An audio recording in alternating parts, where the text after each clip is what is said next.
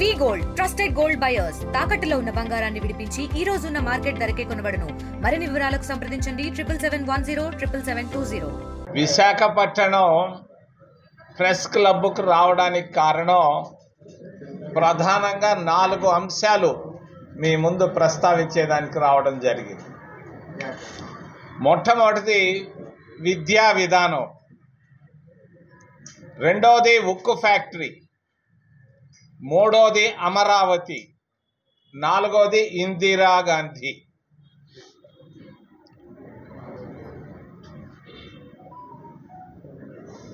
విద్య అనేది చాలా ప్రధానమైనది. విద్యతోనే ఎన్నో సాధించవచ్చు. అందుకే కాంగ్రెస్ పార్టీ అధికారంలో ఉన్నప్పుడు, రాజీవ్ గాంధీ ప్రధానమంత్రిగా ఉన్నప్పుడు ప్రతి గ్రామంలో, ప్రతి హ్యామ్లెట్లో ప్రాథమిక పాఠశాలలు ప్రారంభించాం. కాంగ్రెస్ పార్టీ ఆంధ్రప్రదేశ్ రాష్ట్రంలోనే కాదు, భారతదేశంలో అన్ని ప్రాంతాల్లో. మరి ఆంధ్రప్రదేశ్ రాష్ట్రానికి వస్తే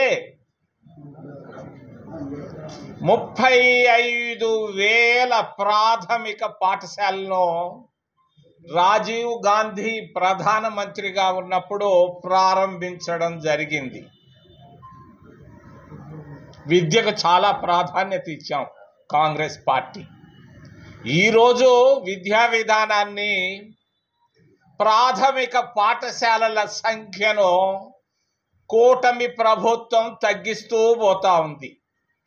వాళ్ళ ఆలోచన 35,000 ఉన్నటువంటి ప్రాథమిక పాఠశాలను 10,000కు తీసుకురావాలన్నది వాళ్ళ ఆలోచన ఆంధ్రప్రదేశ్ రాష్ట్రంలో.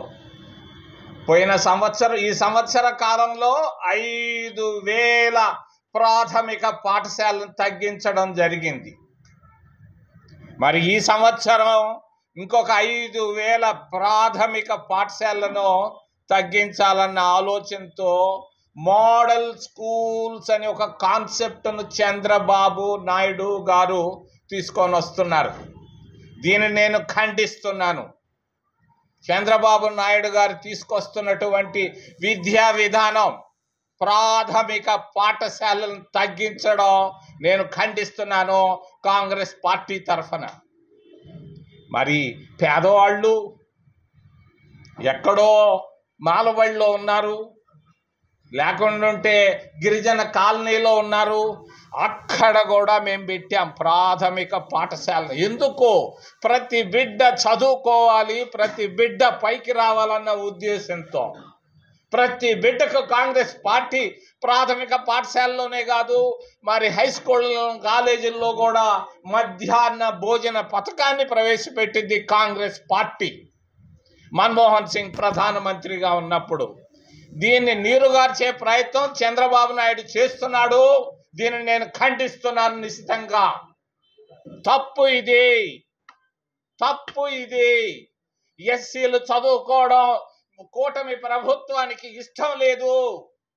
ఎస్టీలు చదువుకోవడం కూటమి ప్రభుత్వానికి ఇష్టం లేదు. మైనారిటీలు చదువుకోవడం కూటమి ప్రభుత్వానికి ఇష్టం లేదు. ఓబీసీలు చదువుకోవడం అసలే ఇష్టం లేదు. అందుకొరకే ఈ ప్రాథమిక పాఠశాలను తగ్గిస్తున్నారు. తప్పు అని తెలియజేస్తున్నాను. చంద్రబాబు నాయుడు చదువుకున్న స్కూల్ ఎక్కడా? ఆ రోజు ఉన్నటువంటి విద్యా విధానం ఈ రోజు ఎందుకు లేకుండా పోతా ఉంది? ఎవరిచ్చారు నీకు ఈ సొత్తు? 150 మంది ఎమ్మెల్యేలు ఉంటే చేస్తావా? నేను చెప్తున్నాను చంద్రబాబు నాయుడు గారికి, వెంటనే మీ విద్యా విధానాన్ని, మేము కాంగ్రెస్ ప్రభుత్వం తీసుకొచ్చినటువంటి విద్యా విధానాన్ని అదే విధంగా యథాప్రకారంగా చేయాలని నేను తెలియజేస్తున్నాను.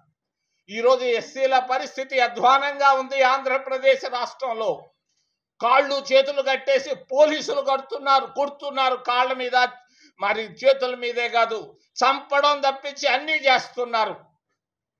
తెలుగుదేశం ప్రభుత్వంలో పోలీసుల ద్వారా చేయిస్తున్నారు. మరి గిరిజనుల పురుషాంగాలు కోస్తున్నారు, పురుషుల పురుషాంగాలు కోస్తున్నారు అరకు ఛత్తీస్గఢ్ల మధ్య. ఎందుకు కోస్తున్నారు పురుషాంగాలు? అక్కడున్నటువంటి ఖనిజ సంపదను కోటీశ్వర్లకు ఇచ్చేదాని కొరగా ఆడవాళ్ల మధ్య, ఆడవాళ్ల ముందే మరి గిరిజనుల పురుషాంగాలు కోస్తున్నారు. తప్పిది, తప్పు తప్పు. ఒక ఓబీసీ మహిళ చంద్రబాబు నాయుడు కాన్స్టిట్యున్సీలో కుప్పంలో అప్పు చేసిందని చెట్టుకు కట్టేసి కొట్టారు ఒక మహిళను. మైనారిటీలలో చంద్రబాబు నాయుడు కాన్స్టిట్యున్సీలోనే ఒక ముస్లిం మహిళలను పట్టుకొని కొట్టారు, కొడుతున్నారు. ఒక చదువుకున్న ఒక దళితుడు మరి వాడు వెళితే వెటర్నరీ కాలేజ్ తిరుపతిలో వాడు కుర్చీని కూడా తీసి ఇసిరేసినటువంటి పార్టీకే దక్కింది. నేను దీన్ని ఖండిస్తున్నాను చంద్రబాబు నాయుడు గారి ప్రభుత్వాన్ని. ఒక్క సంవత్సరంలో ఆయన చేసింది 000 గ్రాఫిక్స్ మాటలు తప్పించి ప్రజల్లో వ్యతిరేకత మొదలైంది, అసంతృప్తి బాగా మొదలైంది చంద్రబాబు నాయుడు కూటమి ప్రభుత్వం పైన తెలియజేస్తూ. ఉక్కు ఫ్యాక్టరీ కాంగ్రెస్ పార్టీ తీసుకొచ్చినటువంటి ఫ్యాక్టరీ ఏంటి? ఎన్నిసార్లు వచ్చాడు ప్రధానమంత్రి ఈ విశాఖ ఉక్కు ఫ్యాక్టరీ విశాఖపట్టణానికి? చంద్రబాబు నాయుడు ప్రభుత్వం సపోర్ట్ చేస్తుంది. మరి ఒక్క మాట చెప్పలేదే ఉక్కు ఫ్యాక్టరీని గురించి. అంత ఉక్కు మనస్తత్వమా కేంద్ర ప్రభుత్వానిది? ఊరికే మాటలు ముచ్చట్లు తప్పించి ఏమి సాధించారు? మొన్న వచ్చిపోయాడు ఆయన, మరి ఏదో చేసిపోయాడు. నేను దాని గురించి మాట్లాడటం లేదు. కానీ ఉక్కు ఫ్యాక్టరీని గురించి మాట్లాడకపోవడం చంద్రబాబు బలహీనతకు ఇది ఉదాహరణ అని తెలియజేస్తున్నా.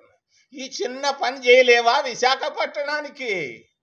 ఏమి నువ్వు సపోర్ట్ ఇస్తున్నావు కదా, ఆయన ఒక్క మాట చెప్పొచ్చు కదా, మేము దాంట్లో నుంచి మరి కేంద్ర కేబినెట్ లో పెట్టి తీసేస్తాం ప్రైవేటీకరణను ఒక్క మాట చెప్పొచ్చు కదా. ఆ మాట కూడా చెప్పించలేవా? ఎందుకయ్యా నీ ప్రభుత్వం, నీ పార్టీ ఉంటే లేకపోతే ఏమయ్యా చంద్రబాబు నాయుడు గారు? ఏం చేశావు ఉక్కు ఫ్యాక్టరీని గురించి? సంవత్సరం దాటిపోయిందే, మాటలు చెప్పడం ఎందుకయ్యా? వెంటనే ఉక్కు ఫ్యాక్టరీని మరి కేబినెట్ లో పెట్టించి ఒక్క నెల లోపల విత్డ్రా చేస్తున్నట్టుగా తీసుకురావాలని చంద్రబాబు నాయుడిని నేను విశాఖ నుంచి మాట్లాడుతున్నాను సూటిగా. వెంటనే ఒక్క నెల లోపల ఉత్త మాటలు చెప్పాకు. 11,000 కోట్లు ఇస్తారు. ఎవడికాయ ఇచ్చేది? ఏందా నీ 1,000 కోట్లు ఎందుకయా? వాళ్ళకి ఒక్క మాట చెప్తే వాళ్ళు హాయిగా భోంచేస్తారు కదా. ఈరోజు విశాఖపట్నం ఇంత స్థాయికి రావడానికి కాంగ్రెస్ పార్టీ తీసుకొచ్చినటువంటి ఉక్కు ఫ్యాక్టరీయే కదా. ఎందుకు దీన్ని ఆపేస్తున్నారు? ఎందుకు ప్రైవేటైజ్ చేస్తున్నారు? అవసరం ఏంటి మీకని నేను అడుగుతున్నాను. వెంటనే విత్డ్రా చేయాలని కేంద్ర రాష్ట్ర ప్రభుత్వాలు నేను డిమాండ్ చేస్తున్నాను. మూడో అంశం అమరావతి. 26 జిల్లాలు ఉన్నాయి. 26 జిల్లాల్లో దాదాపు 20 జిల్లాలకు అంత మనసులో సంతోషంగా లేదు.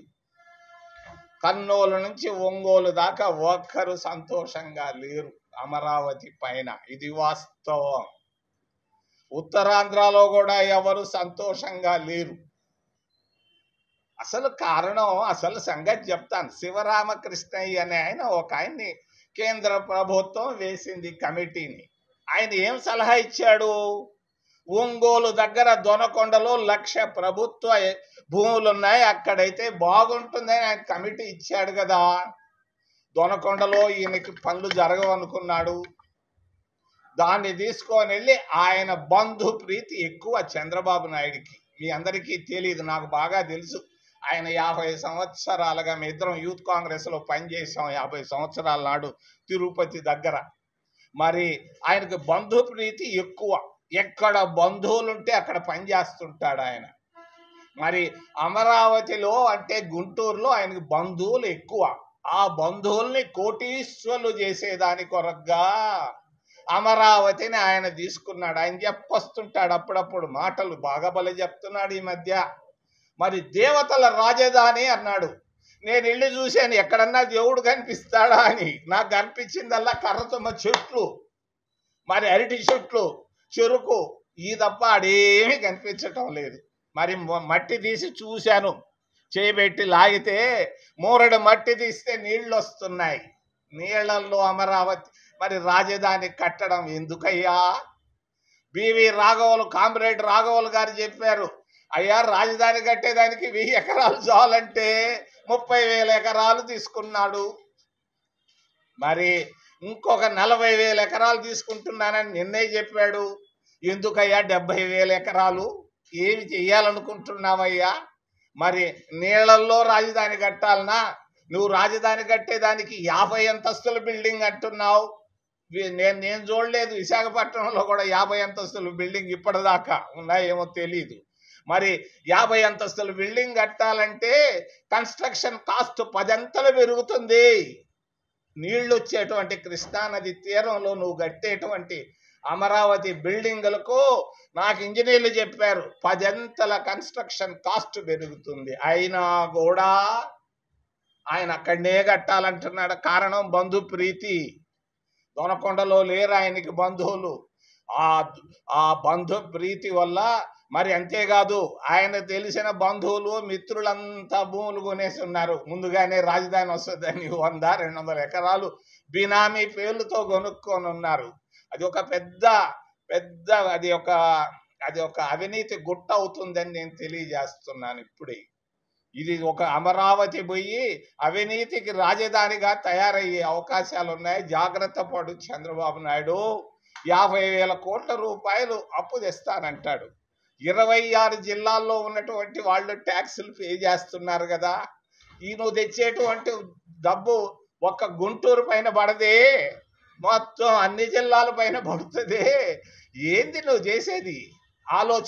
ఆలోచించమని నేను చంద్రబాబు నాయుడు తెలియజేస్తూ, నేను అమరావతికి అడ్డం రావటం లేదు, దాని గురించి వ్యతిరేకంగా మాట్లాడటం లేదు.